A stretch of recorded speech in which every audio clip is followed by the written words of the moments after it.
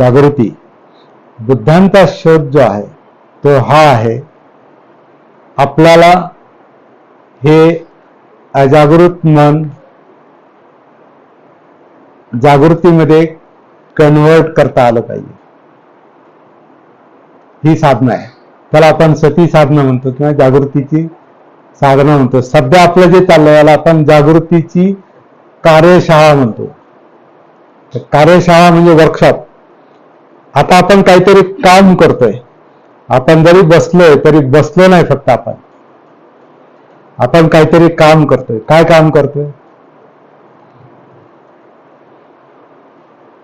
आपलं मन स्वतःशी कनेक्ट होण्याचा प्रयत्न करते, म्हणजे सतीचा अभ्यास करते, जागृतीचा अभ्यास करते. हे काम चालू आहे आता.